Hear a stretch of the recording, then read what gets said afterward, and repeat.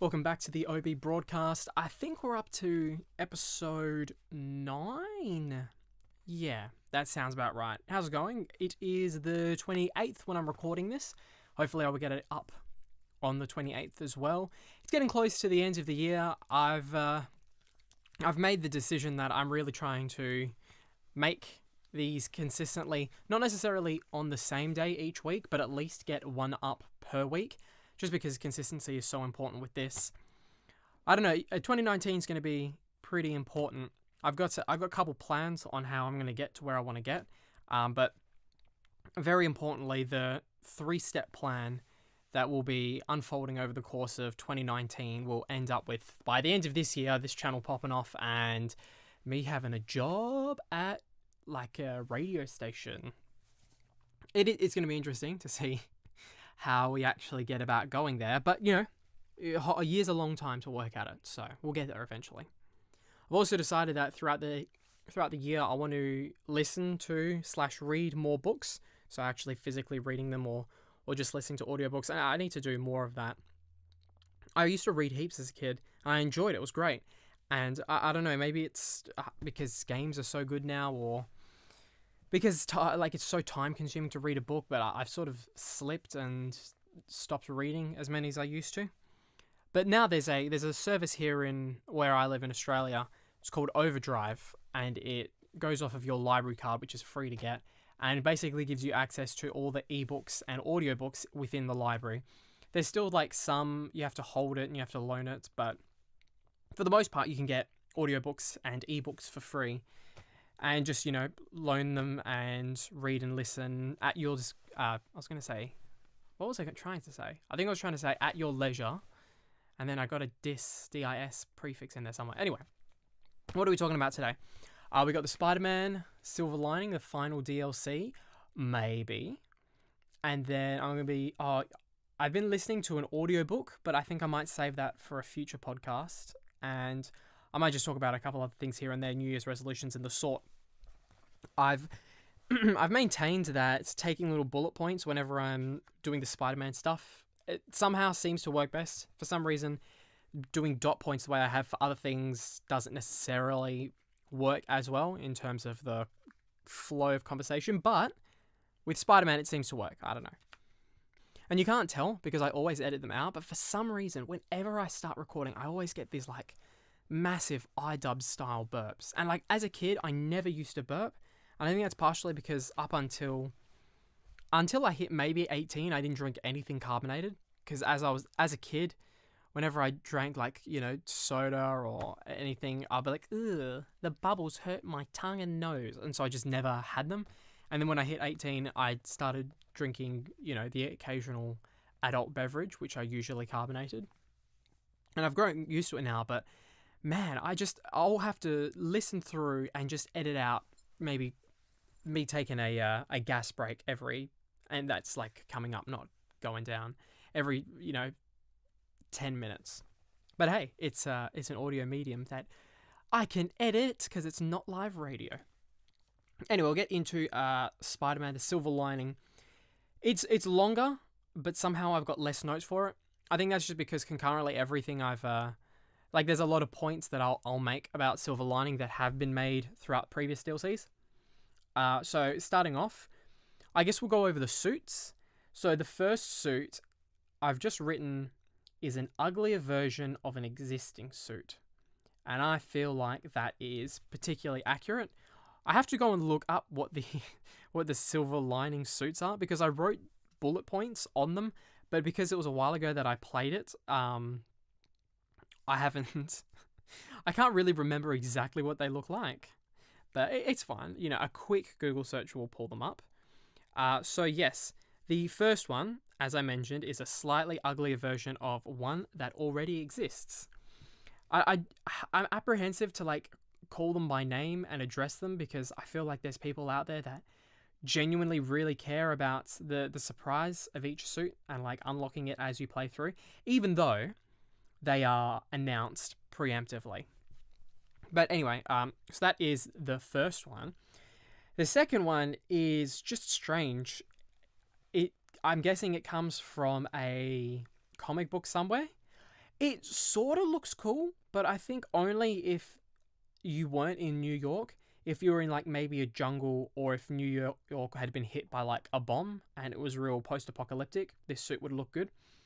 I don't know, for me, I'm always taking the cityscape into account when I'm choosing a suit, which is why like half of them are just non-applicable for me. And then the third one is really bulky, but stylistically looks pretty good. It's another one of the metal ones, but I actually kind of like it. If it wasn't for like the lower half looking so bulky, I reckon that would be like, top third. And then finally, I'm sure everyone heard that this DLC, like many expected, had the fourth suit, which was the Raimi suit, or as I've seen it referred to as the Maguire attire, which sounds so much better. But I don't know if it's just me, but I really didn't care about the Sam Raimi suit. I don't know why. I do prefer Tobey Maguire as a Spider-Man. I felt like his Spider-Man was better than Andrew Garfield. I don't really know how he fits in with Tom Holland. I feel like I like them equally.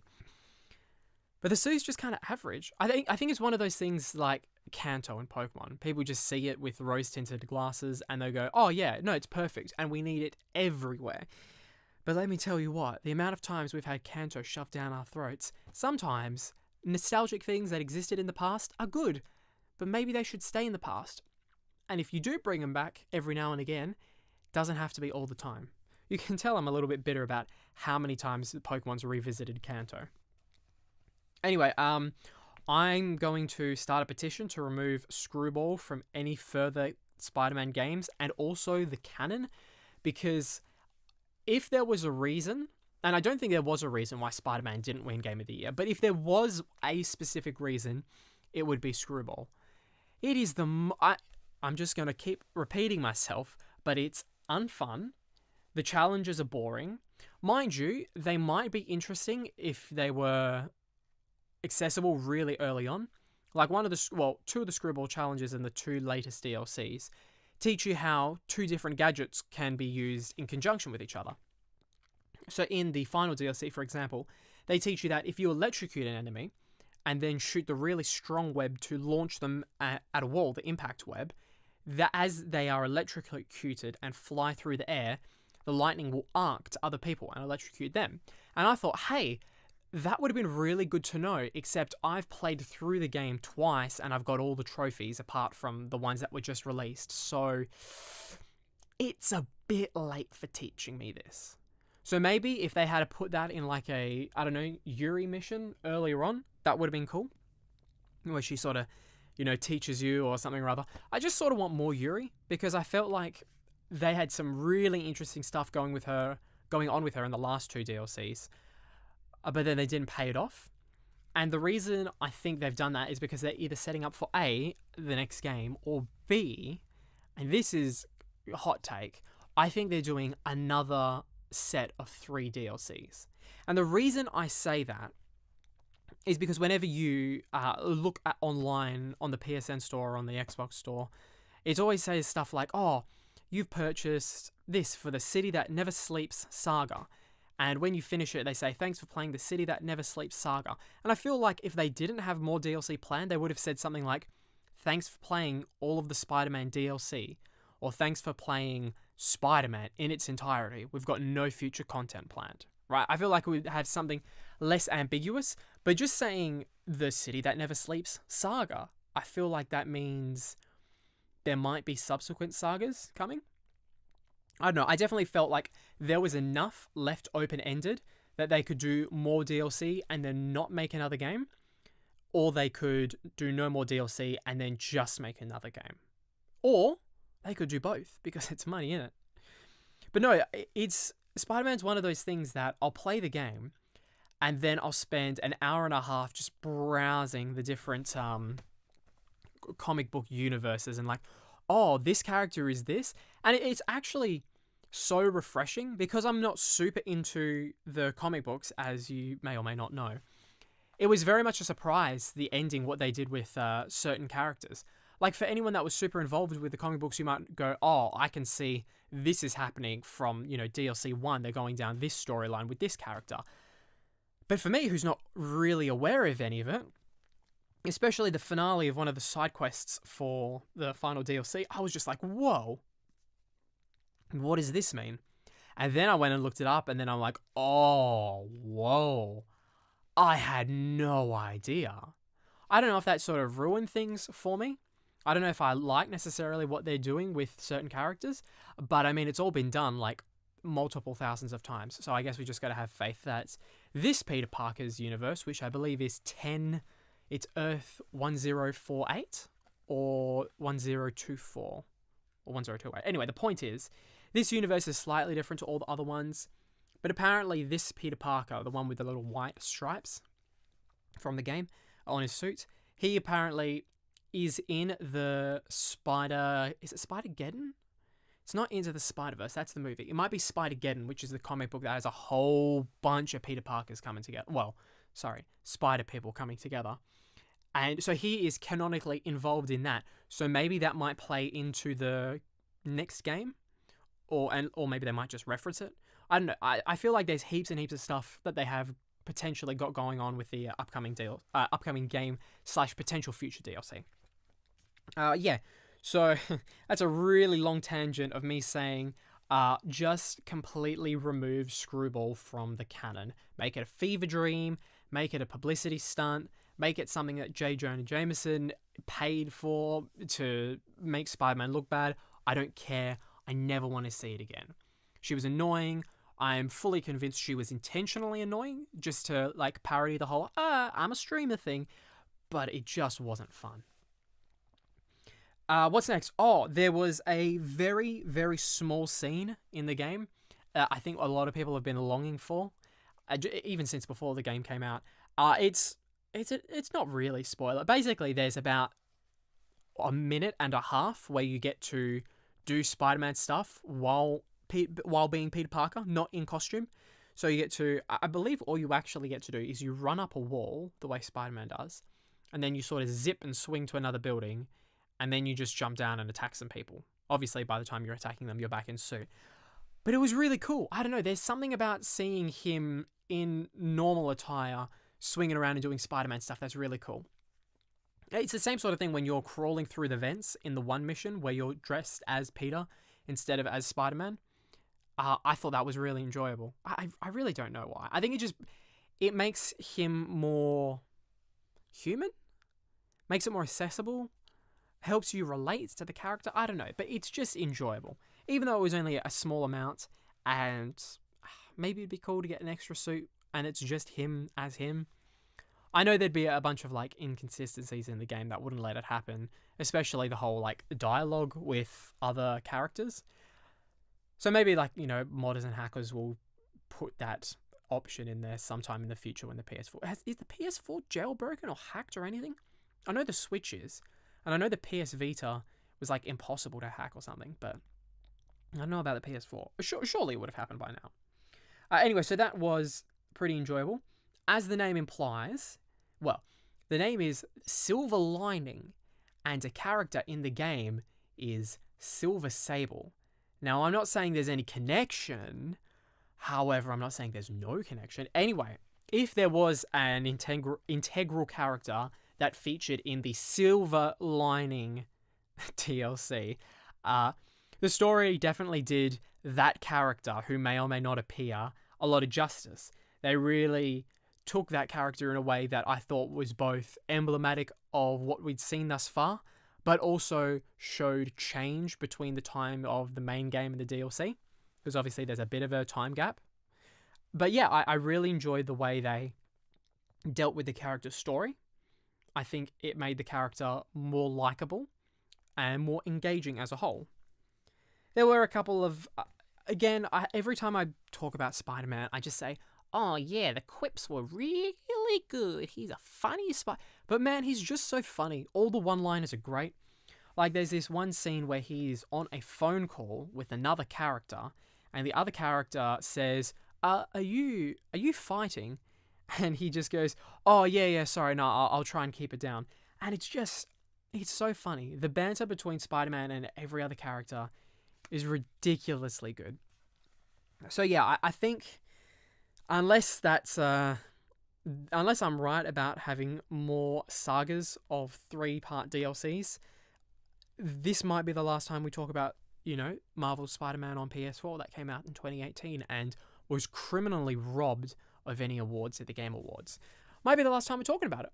So the next time you hear me talking about Spider-Man will probably be, I guess, in a couple years' time when I either watch Spider-Man Far From Home or Into the Spider-Verse or get the next game whenever that comes out.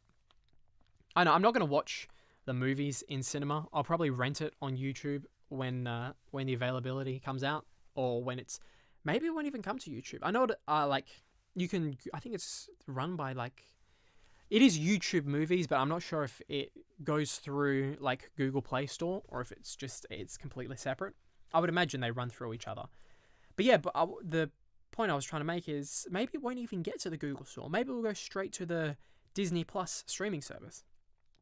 Because I don't know if I actually don't think I mentioned it, but I guess if you exist on the internet, you would know that Disney is coming out with Disney Plus, which is basically there to rival streaming services like Netflix, which is very interesting.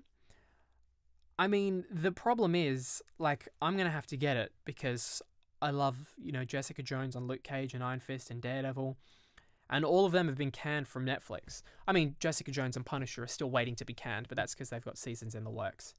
But I'm guessing they're all eventually going to move over to Disney Plus, so that'll be another streaming service to get. But as long as they do those shows justice, and as long as they keep the main characters, the actors, rather.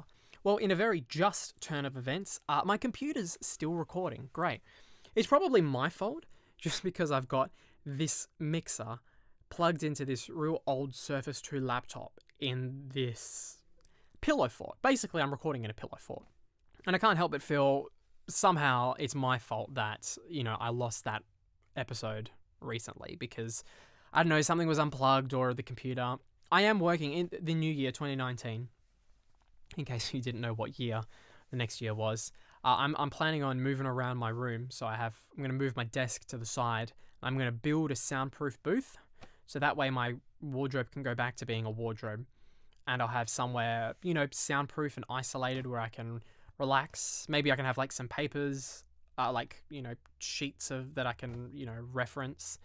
Maybe have a nice spot where my laptop is, so if I have notes or tabs open, I can read from there or at least reference them.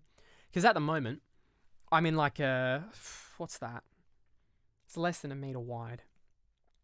I guess maybe it's 750 by 750 mil. Is that right? Yeah, basically it's less than a meter by a meter, this small square that I'm in, which probably explains why you're getting a lot of the saliva sounds in the microphone, because I can't get far away enough from the mic while still being within the booth. But anyway, 2019 I'm planning on making a sound booth, one that has a nice little bench that I can put the laptop on, and maybe have a more permanent setup, because at the moment the microphone stays where it is, as does the mixer. The mixer sits in a little shelf in my wardrobe that has all the not sports shorts. Yes, I do heaps of sports, obviously. No, that has all the shorts that I never wear because I only wear pants because I refuse to wear shorts because I look bad in them. But yeah, the mixer sits there. Or is it a mixer or a USB interface? Are they maybe the same thing? No, I think you have the microphone that plugs into the USB interface that plugs into the mixer that plugs into the computer. Or it might be the other way around, but I'm missing one of them, and I've just got this USB interface. It's a Focusrite 2IB, and it's red. If that helps you buy one for yourself. But yeah, I am looking forward to 2019 to actually moving out of this tiny... I've got the worst bit is that I'm really trying to do this whole thing professionally. I've got a decent I think it's a very, very good microphone. But just the environment. Right now, if I stand up tall enough, the top of my head will be met with a sagging Snuggie. And a Snuggie, I don't know if they call them different things in different places, but it's sort of like a blanket with sleeves and pockets on it. And one of those is dipping from the top of a mattress to the top of my wardrobe, draped over to make sort of a soundproof roof. and I cannot wait to get out of here. Oh, it's going to be so good. Have a sound booth or a place I can put my water bottle so it's not sitting in my shoes. Oh, it's going to be great. Anyway, speaking of 2019, because I wanted to talk about resolution type stuff. And this is, look, I'll be honest with you. I'm going to reuse some content that I used on the radio show. I was going to use it here first, but then I had a radio show and it was the last one for the year and there wasn't a lot. So I thought, well, there's not a lot of crossover audience. I may as well just use the same thing twice while I can. Essentially what I was saying is that on Christmas Day, I was coming home from, on the radio show, because it's all local, I actually named suburbs, but I suppose it doesn't really matter because this is all internet stuff. But hey, we were driving home from our family's place, and it's about a half-hour drive. And we'd been there all day. We got there like at 12 o'clock, and we didn't end up leaving until like 5:30. So it was a long day with family. Any day with family is a long day. And we were driving home, and I was reminiscing about the Seinfeld Christmas episode, because it was Christmas. You're going to reminisce on Christmas-based episodes. And I was thinking about George's Festivus event. If you haven't seen Seinfeld, I've only watched it through once, and that was fairly recently, so I should have a decent recollection of it. But basically, the Festivus Christmas is George's dad doesn't do Christmas. He does Festivus. Instead of a Christmas tree, they have the Festivus pole, which is basically just like a stripper's pole. Not used for the same thing, I imagine. And then instead of doing like anything family-oriented, they do feats of strength, which are actual physical feats of strength, and they air grievances with each other. Now, look, the first two were obviously just comedy stylings. Oh, it's a Festivus poll. Oh, feats of strength. Just to sort of emasculate George, which is fine. It's part of the humour. Good humour. I quite enjoyed Seinfeld, even though I watched it fairly late. But I thought maybe there's something to the airing of grievances. Like maybe there's actually something to it. And so in the way home, like a half-hour drive, like I mentioned on the way home, I said to my family, hey, I've been talking about this Seinfeld episode, been thinking about it. They do this airing of grievances. Why don't you just do it with me? Why don't you just say some things that you don't like about me, or you think I don't do well, or you think I don't do it all, or you think that I need to do, and then maybe I can, work on them in the new year. And they said a couple of things. It wasn't all super relevant. I don't know, maybe that was because they were just like tired, because we were all tired, and maybe they just really couldn't be bothered entertaining my stupid notions, which happens a lot because I deserve it and I have it coming, because that's my fault. But they gave me a few things, and I think actually it might be a great way to do a New Year's resolution, to ask the people around you how you can change. And I'm fascinated with New Year's resolutions because I think it's such a good thing in concept, but they're just so often poorly executed. And in previous radio shows around the same time, I've always referenced Lewis Spears, the comedian, because he's really great with New Year's resolutions. He'll have, from what I understand of how he's described it, he'll have multiple smaller goals, and he'll use a wall calendar to sort of tick off and maintain progress throughout the year. And then at the end of the year, he'll publicly on his podcast say, hey, this is what I succeeded at, this is what I failed at, and this is what I'm still working on. And I think it's really good because he's accountable. I mean, it's him, yeah, and it's his New Year's resolution, and if he fails, he's the only one that's actually failing. But the fact that he's said, I'm going to tell you on this date how it's gone, it means that there are going to be people that are waiting to hear. And if you don't do it through the year, if you're in August and you go, wow, I've made no progress towards, I don't know, getting a six-pack or whatever. Nice generic New Year's resolution. Thanks, Brian.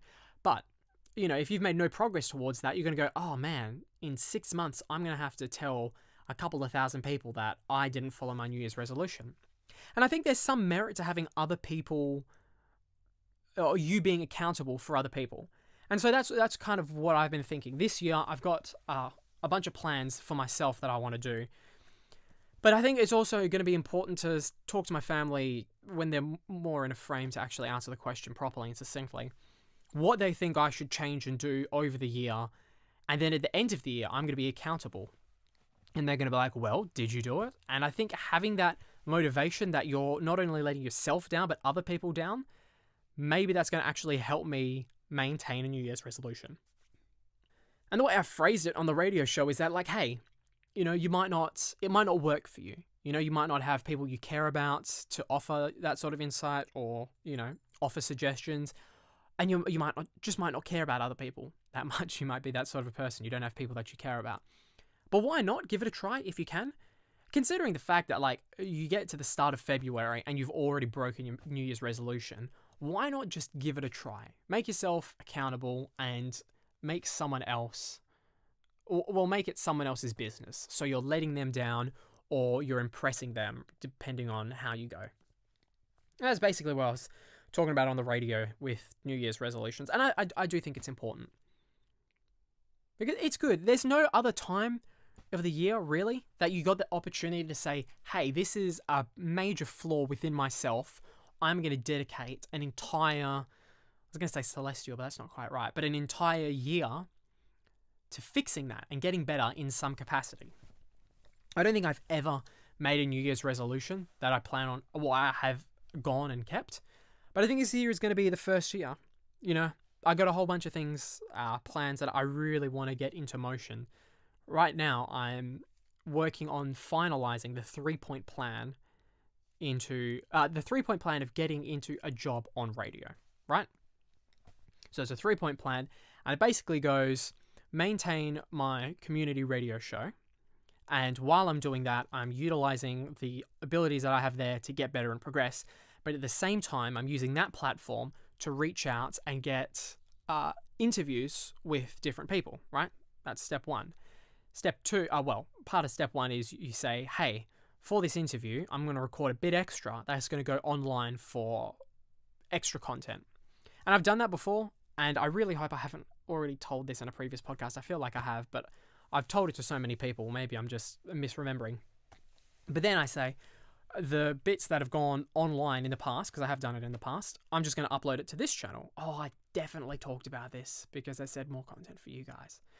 But anyway, just to briefly sum it up for anyone that missed it or didn't want to go back, step 2 is use the fact that I'm going to be getting some residual listeners from the people I'm interviewing to get a job at a radio station. And then step 3 is, I don't know, question mark, profit.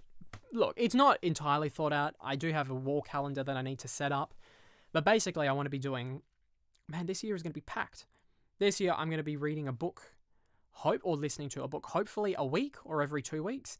And going back to that accountability thing, I'm going to be talking about it on the podcast because I'm doing these weekly. So if I don't do it, someone can yell at me.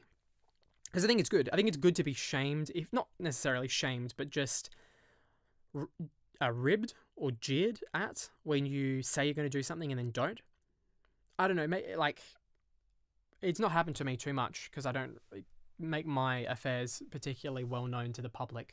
But if I was trying to lose weight or gain weight or, put on muscle, and Lil Spears, I listen to his podcast, so there's, some overlap there. But he said, if you see me that I've not put on weight, because he's trying to put on weight, if you see that I've not, make fun of me, and then I'll feel bad about being made fun of, and then I'll be more consistent with it. And for the most part, that's worked for him. And I feel like that that system and that process might work for some people. So we'll try it out. I'm going to try and commit to 1 to 2 books. 1 to 2 books. My God, why can you not talk? How long has this been? It's been what? 30 minutes and I'm still not able to talk. No, 1 book every 1 to 2 weeks is my goal. And then for radio stuff, I'm going to be aiming for at least 1 interview every 3 weeks. All right? So that means, firstly, there's just more podcast content. And secondly, it means I get a break. Every now and again, I don't have to write a show for the station because I'll be doing the interview. And it also means that I'll be getting the residual listeners here. I'll be getting more experience interviewing because I am pretty good at interviewing. I found that whenever I'm asking questions, the interview guests are going at the end, whoa, that was a great set of questions. No one's asked that before. That was really interesting. It was left of field. You didn't ask any of those boring generic questions. So I'm good at interviewing, but you just need to, keep up the practice. Maintain that. So yeah, that wall calendar, and I highly recommend getting a wall calendar. And you might say, oh, but I got a calendar on my phone. you're not going to open your calendar app every single day. But if you have a wall calendar that sits above your desk or above your bed, you're going to be looking at that every time you wake up, go to sleep, get changed, are walking around your room. And if you're making no progress, you're going to feel terrible about yourself. And I think sometimes, for some people, that might be the motivation you need to maintain and progress and go forward. So I'll be marking interview deadlines, book deadlines. I'll be doing a little circle for, have you recorded a podcast this week? If not, go and do it. And then eventually, my plan is to be employed at somewhere like Triple J by the end of the year. Thankfully, over the Christmas break, we had some family friends over. My dad has friends, which is as much a surprise as it is to me, as it is to him, really. But no, they're a real nice family. And the wife was saying that she knows someone, a family friend that works at a radio station.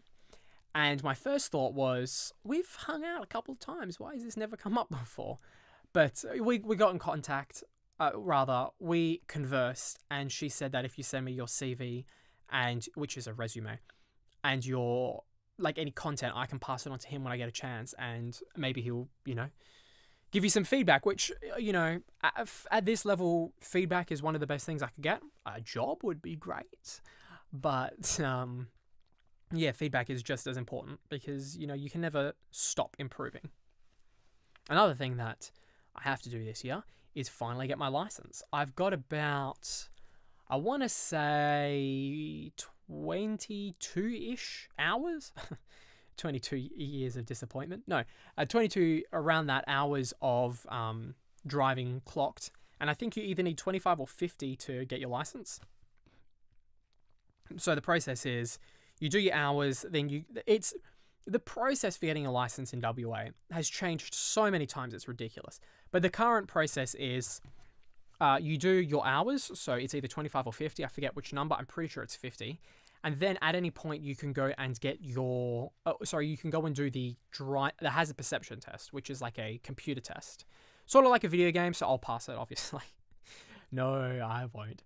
But then after that, you have to do your practical driving test. And this isn't the first time I've tried to get my license. I did it a lot when I was like 18, 19, and I just kept on failing the driving test.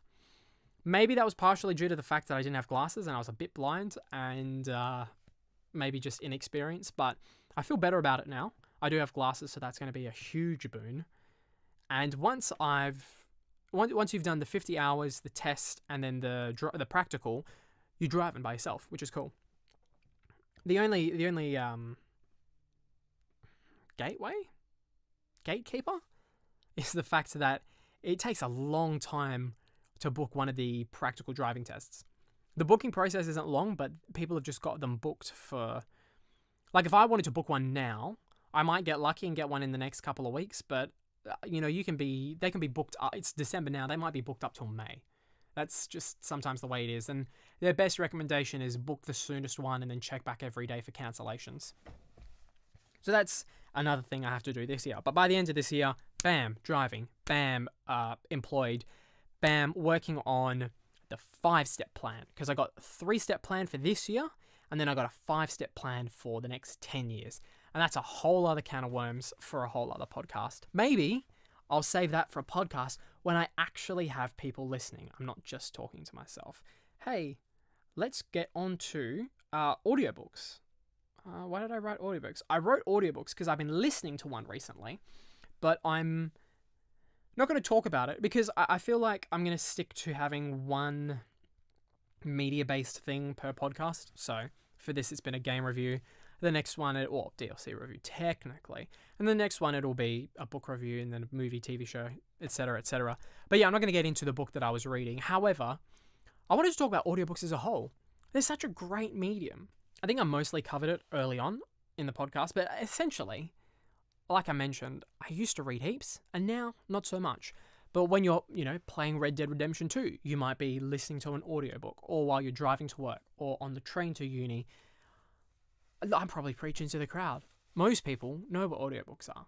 So, and I feel like, okay, here's a call to action. If you haven't listened to an audiobook, just go and do it, because there are free services like with your library where you can get an audiobook, or you can just actually go down to your library and pick one up, because usually they have them on discs. Or B, just like find one on YouTube. Just find a 5-hour audiobook of, like, it doesn't have to be a story, it could be a self-help book, a cookbook, anything. But just have a listen, because I feel like I've almost finished the one that I'm going to be talking about in the next podcast, and I feel like after that, I'm going to be completely hooked. I'm going to be listening to them far more frequently. And now that on the podcast, I've said I'm going to be bringing, one every 1 or 2 weeks. See, nailed it that time. I'm actually going to do it. So definitely go and check out an audiobook if you haven't already. The one I've been listening to at the moment that I'm going to be talking about in the next podcast is 12 Rules for Life, An Antidote to Chaos by Jordan B. Peterson. And I know what you're thinking, because I know Jordan B. Peterson has a certain reputation on both sides, which is fine. But the book is a good listen to. Like I was saying, and like I'll mention in the next podcast, it's accessible to everyone. I feel like it's accessible enough to someone that knows nothing about psychology, but it's also technical enough that people that are into psychology will actually gain something from it. But the other audiobook rather, is I'm going to be reading / listening to Notes from the Underground by Fyodor Dostoevsky. And the reason I'll be listening to that, I have no idea what it is, but there's a guy on Twitch and on YouTube, and he says that he's been listening to / reading short literary classics, right, just to get back into the whole reading thing. And I figure, you know what, maybe I should try that. Maybe because I have been a literary person in the past, somewhat. Or maybe I should try these books that are more cerebral but less Harry Potter style, or Harry Potter length, right? Something nice and short. So I guess we'll see how that goes. I might listen to a couple hours of it and go, dude, I have no idea what he's talking about. And I feel like there is definitely the potential for that. But if nothing else, it's just adding more words to the vocabulary. And that's something that I strive to do. Because let me tell you, I've got more screenshots of dictionary definitions of words I want to learn on my phone than I do have photos of, like, myself and my family, which I don't know if that's a good thing or a bad thing, but I don't know. I guess when I die, I'll have a massive vocabulary with no pictures. Awesome. It's interesting being behind the steering wheel in a car. A lot of things have changed. Basically, I've been driving, because I go to martial arts training 3 times a week, right? So there and back, well, from home to there is half an hour, and then half an hour back, and that's 3 times a week. So that's 3 hours of driving a week. And and because I do training consistently, it means that I'm driving consistently. And you know what? It's really changed a lot for me. Firstly, it's really let me pick up on how good or bad people's driving is. Like, actually being in the process of learning how to drive properly means that I'm, exposed to the road rules, and everything I'm doing is being, what's the phrase? Searched with a fine-tooth comb? Picked with a fine-tooth comb. Anyway, the point is, all of the stuff that I'm doing is being picked apart by my dad, so that when it goes to be picked apart by a driving instructor, I'm going to do better because I would have had that experience of everything being, as good as I can do it. So as a result, I'm being taught very rigorously and very specifically the different road rules, how many meters away you can park from this, how quickly and slowly you have to stop and interact and turn, whatever. So that means when I'm in a bus or I'm in a car driven by other people, their driving is apparent to me. So when I'm sitting in a car and you just see people, I was about to do the hand motion of how the car moves, but I suppose that'd be kind of pointless. But having the car slowly move to the side of the road and then just quickly jerk it back to the middle, that's not good driving, especially when you're doing that like every minute or two. I don't know, driving's scary. I don't know, I feel like I'm probably just too anxious behind the wheel is my problem. But people are so bad for being on their phone, right? Like my dad, he's good, but the amount of times I've had to take the phone off him because he's picked up a call while he was driving. Allegedly, this is just for storytelling purposes, and it's satire. But if he... my whole thinking is like, nothing is so important that you need to pick up your phone. And if if it's a half-hour drive, half an hour, just pick up your phone and see what it was.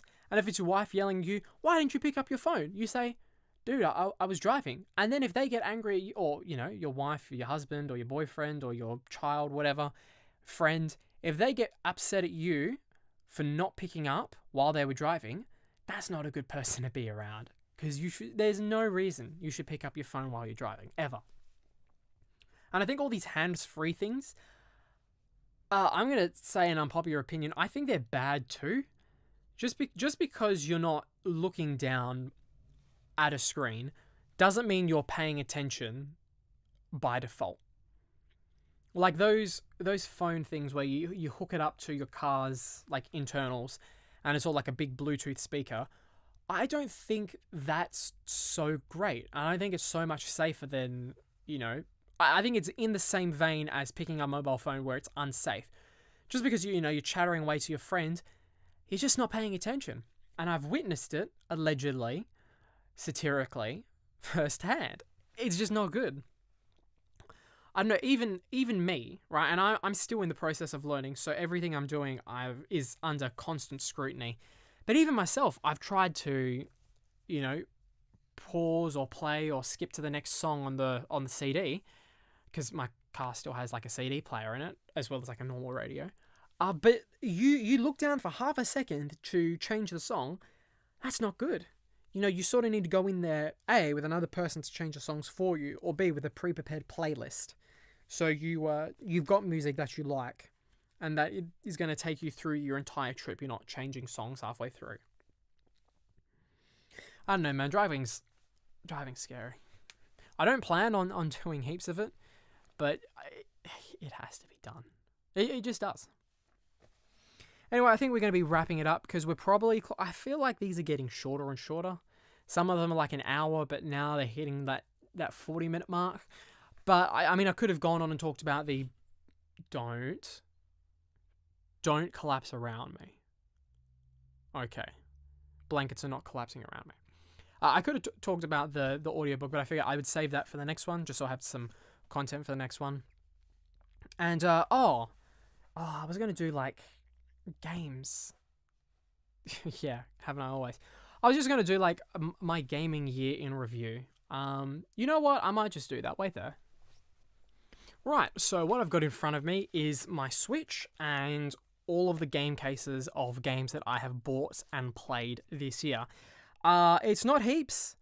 I feel like some people go through more, and look, not all of them would have come out this year, but some of them have, and I've only played them this year. So, starting off with Spyro, I can't remember if I talked about this. Oh, I definitely talked about this on the podcast.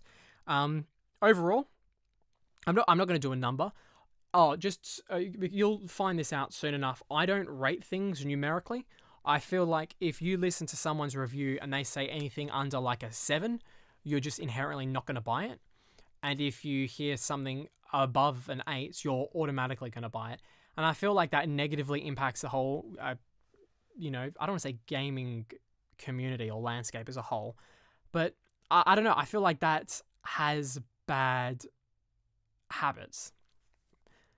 Because if you're listening to a review, if you're listening to, Jim Henderson from IGN, and he goes, oh, we've given this game a 5 out of 10 because although it had great, graphics and story potential, the entire game was spent, in a Diablo 2 style farming grind, and we don't like that, so we're going to give it a 5 out of 10. And you know what? That's perfectly fine. That person gave it a 5 out of 10 because they didn't like that style of a game. However, that doesn't make it a 5 out of 10 game. It means they thought that game was a 5 out of 10. And you might listen to that and go, oh, but I love the Diablo 2 style farming and grinding. Oh, well, if that was your only complaint, I'm going to buy it and love it. And that might be a 10 out of 10 game for you. But if you only went off of the score alone, you're going to miss out on that potentially. And I know that not everybody reviews that way, but like, that's why I stay away from numerical values, because any reviewer individually is not absolute in the way that they think and feel towards a game. So I generally just say, hey, this is a bit about the game. If that sounds interesting to you, you should pick it up. And if it doesn't, maybe don't. But Spyro, I went through quite generously, as I did with Spiderman and Red Dead Redemption. I think all of these are worth picking up, honestly. Spyro, more so if you are super nostalgic or you have young kids/siblings. I think Spider-Man is the best of the three.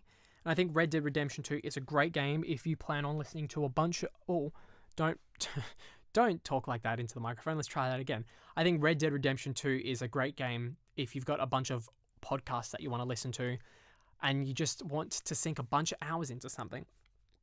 Or if, say, you've got like a younger young adult, there we go, who has been, hospitalized or is sick and is housebound essentially for some reason.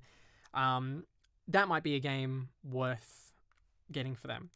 I also played, did I play Firewatch and Bastion and Transistor last year or this year? I think I played them all early this year, late last year.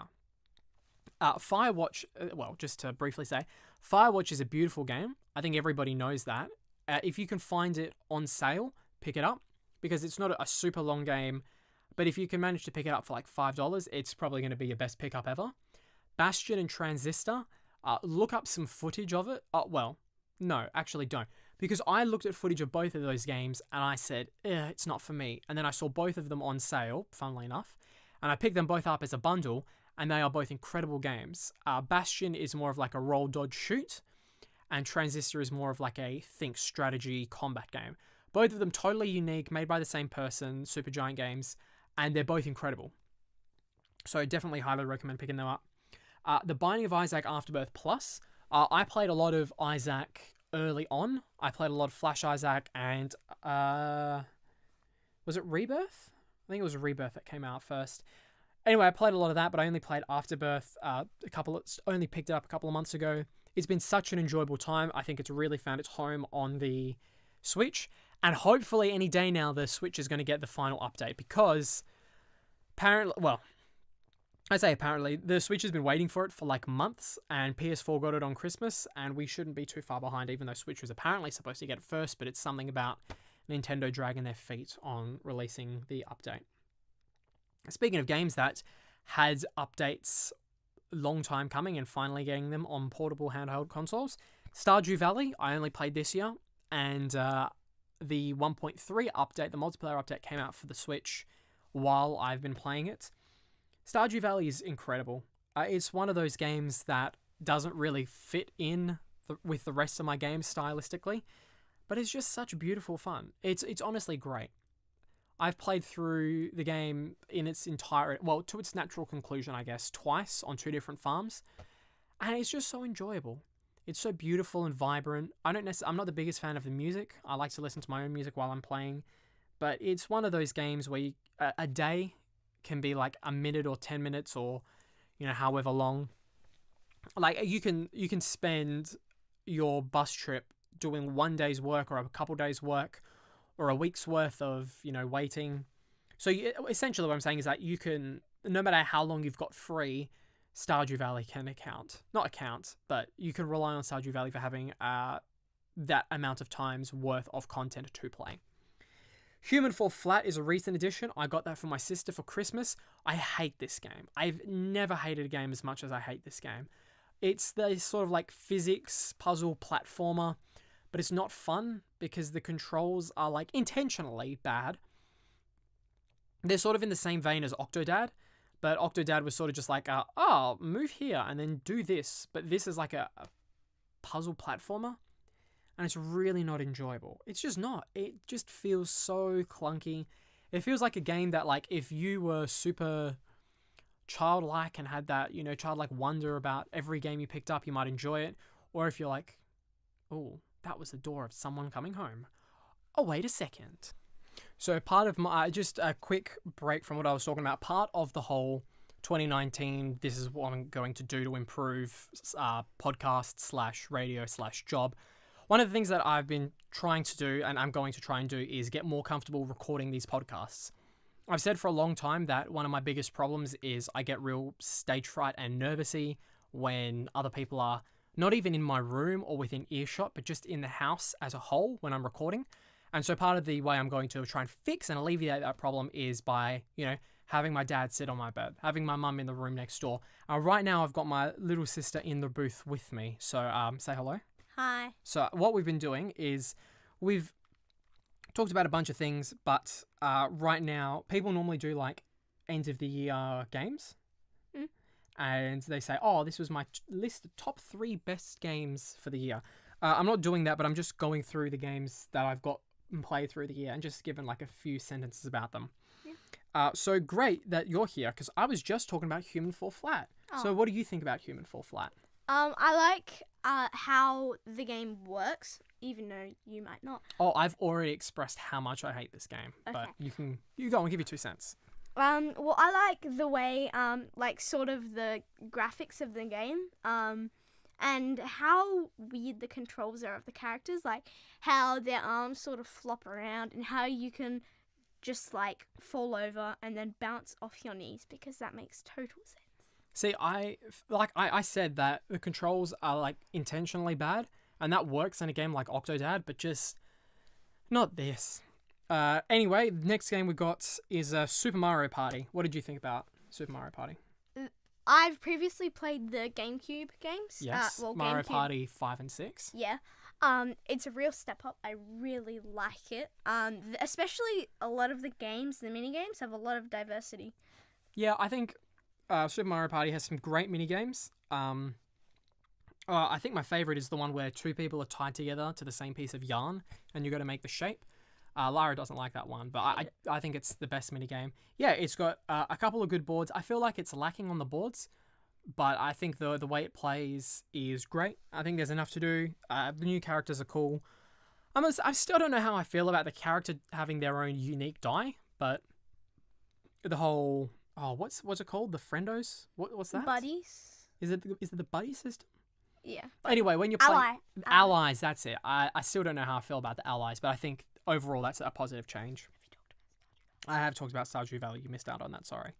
Hollow Knight did you actually play any Hollow Knight? I played a bit. No, you go. Well, I was just going to say Hollow Knight's, it's sort of like Undertale, where people are just like, it's the best game in the world, and people being so overbearing with it actually caused, it caused some people to be like, okay. How? See, this is the thing. It's really hard, because when you're just thinking in your head, you've just got specific words that you want to say.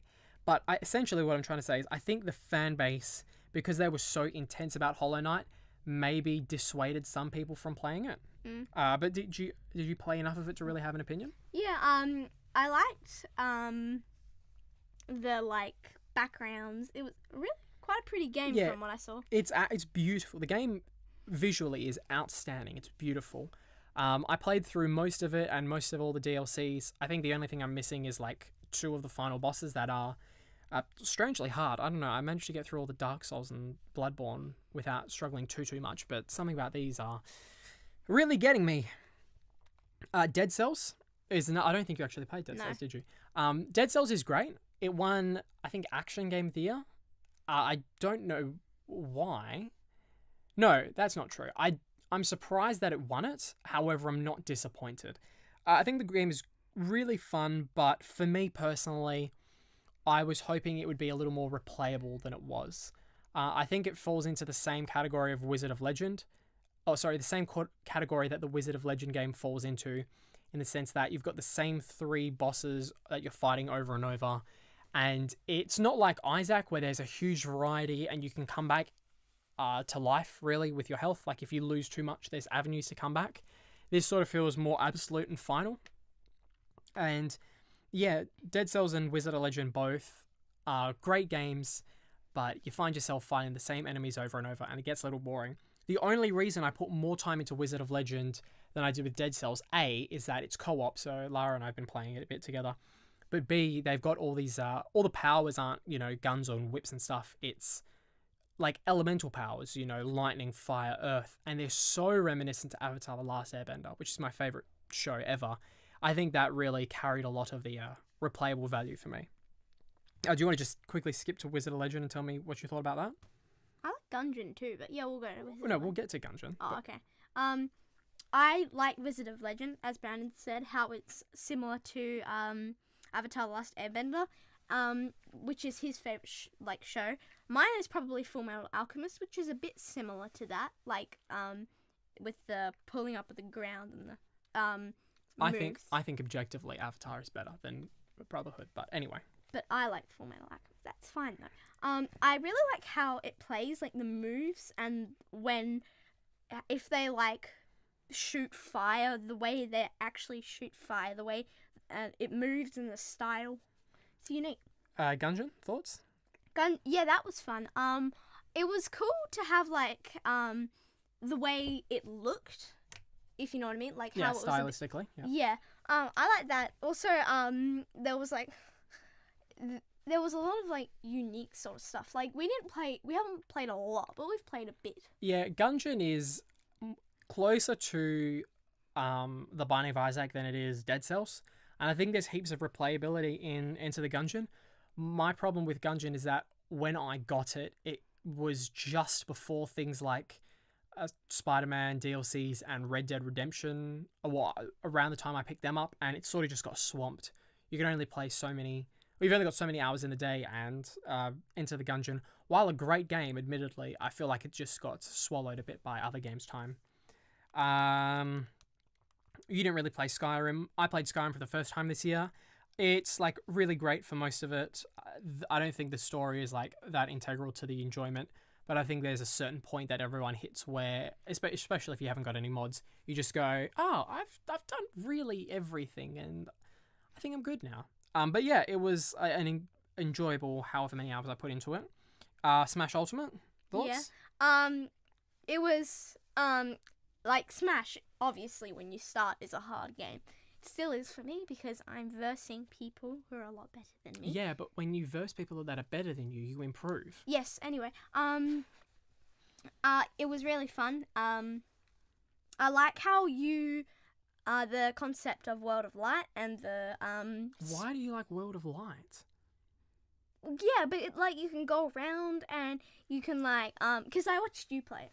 Yeah, but it was so annoying. Anyway. Yeah, but you verse all those characters and you get better. I also like... No, you don't get better playing World of Light, because World of Light teaches you habits of, hey, just hold a smash attack while you're in giant form. You'll probably win. That doesn't help you get better. Anyway, sorry, continue. Yeah, thank you.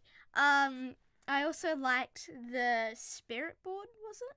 Yeah. Yeah, but I think my favourite thing about it was the classic Smash. Yes, Lara likes playing classic mode in co-op with me, which is fine. Yeah. I've previously said what I like about Smash Ultimate. All I know is that after this, do you want to go play some? Maybe. Because I tell you what, I want to play some more Squirtle. I want to play some more Stardew Valley. Okay. And finally, Super Mario Odyssey. Oh, yeah, right. Odyssey, that was a really fun game. It looks stylistically really good. Some of the platforming was a bit hard, but it was really fun once you got to figure it out. And I liked the whole thing of using Cappy. I haven't really seen a lot of other games that are similar to using a hat, but it was a cool concept. Have you not played a Hat in Time? No. Okay. You wouldn't like it because the main characters are too young. Anyway, Super Mario Odyssey, I think, objectively, might be the best game in the Switch's library. I think it's infinitely better than most of the things in the eShop. I think it's better than Breath of the Wild that I played last year on the Wii U, so it doesn't really count, but sort of does. I think it's brilliant. I think it's the best Mario game, one of the best platformers. I love everything about it, and it's got almost infinite replayability. I think it's as close to a perfect game as you can get. I think it's wonderful. The music's great. The characters are great. The way that you move and the way that you have such control over your movement that's only really likened to Spider-Man is just beyond enjoyable. I think it's a near perfect game. All right, well, that's done. Let's go play some Smash Bros. And some Stardew Valley. Yes. All right, thanks for listening. We'll be back next time and we'll talk about, I don't know, audiobooks or something. Have a good one.